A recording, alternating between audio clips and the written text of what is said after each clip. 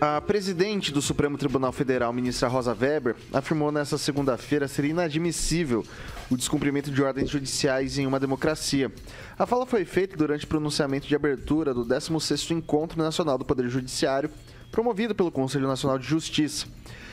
A ministra afirmou que, abre aspas, diante dos desafios que o momento presente coloca, é necessária a presença de juízes isentos e independentes, bem como destacou a importância fundamental do Poder Judiciário para dar respostas a impulsos autoritários que estimulem o descumprimento de ordens judiciais. Abre aspas novamente, é de todo inadmissível, sublinho, em uma sociedade regida pelo princípio democrático e pelo indeclinável dever de obediência à lei fundamental do país, o descumprimento de decisões judiciais. Afirmou, reforçando que sem um judiciário independente e forte, sem juízes independentes e sem imprensa livre, não há democracia. Começo com o professor Itamar.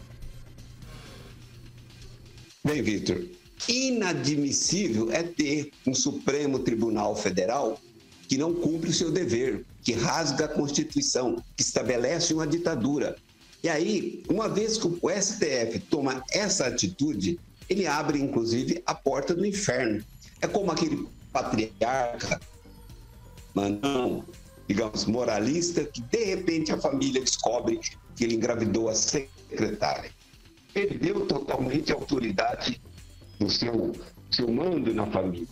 Assim, quem é essa ministra na ordem, na fila do pão, para dizer o que pode e o que não pode, se ela é conivente com com o fim da Constituição, que ela mesmo diz naquela questão da liberdade, olha, é só até as eleições, mas é ilegal, mas nós vamos fazer.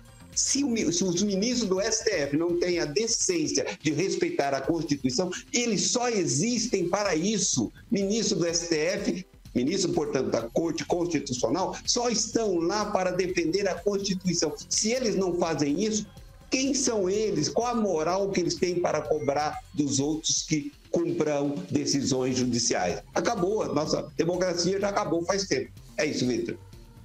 Francês. Os ministros do STF, eles cometeram um erro que não tem volta.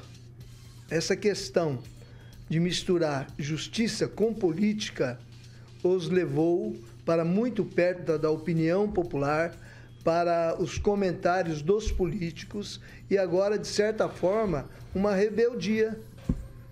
Dizem que sentença judicial é para se cumprir, mas quando ela é dúbia e quando ela vem travestida por política, a coisa fica complicada.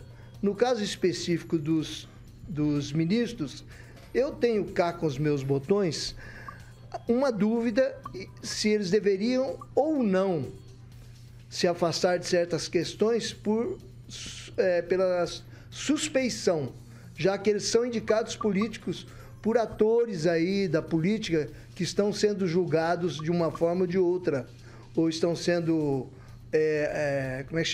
acometidos por sentenças aí no caso. A gente sabe que boa parte do tribunal foi indicada por Lula e por Dilma.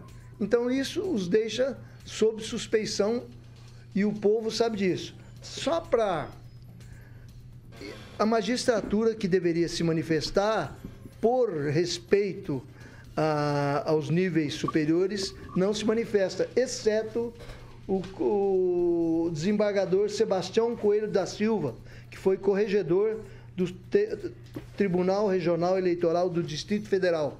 Em agosto, ele deixou a magistratura. Ele se aposentou por vontade própria, alegando o seguinte: eu não posso mais falar o que quero, eu tenho que policiar as minhas palavras. E ele é o maior adversário do Xandão.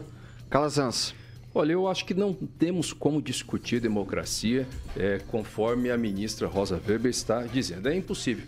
A gente só pode discutir democracia no nível que a ministra Rosa quer discutir a partir do momento em que fizeram uma reforma estrutural gigante no Supremo, porque o Supremo já quebrou a democracia. É impossível. Uma coisa é falar sobre cumprimento de decisão judicial dos juízes das comarcas.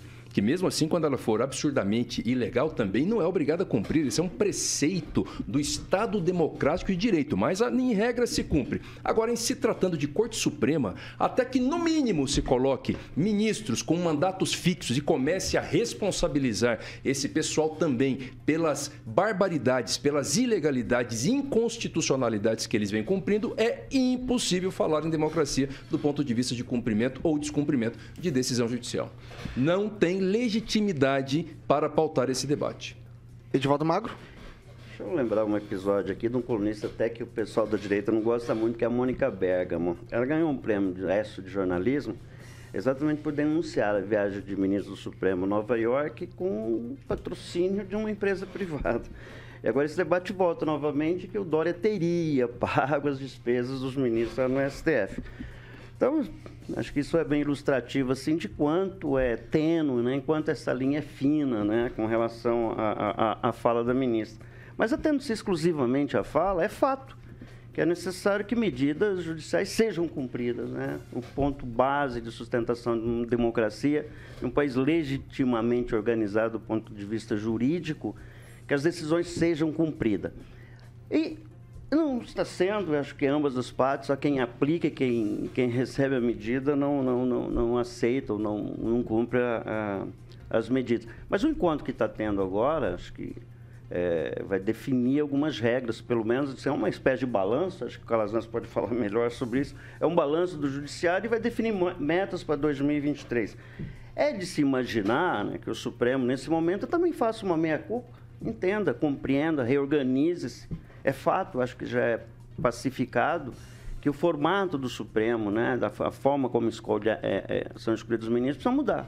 Acho que com a compreensão de todos, no sentido de como fazer esse processo. Qual vai ser, qual seria a melhor forma, eu particularmente não tenho essa forma. Talvez uma lista tríplice, um concurso, a ideia de que o cidadão fique lá por um mandato, com a renovação de mais um, sem esse viés ideológico que normalmente um ministro tem por ser indicado pelo presidente da República.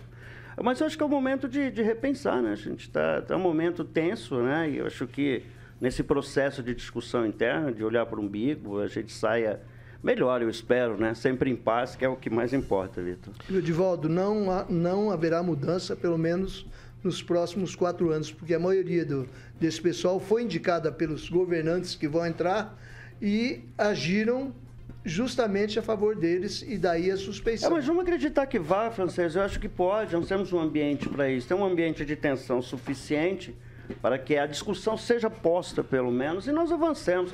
Não sejamos tão pessimistas. Eu acredito muito no Brasil, vamos avançar. 6 horas e 57 minutos. Repita. 6h57.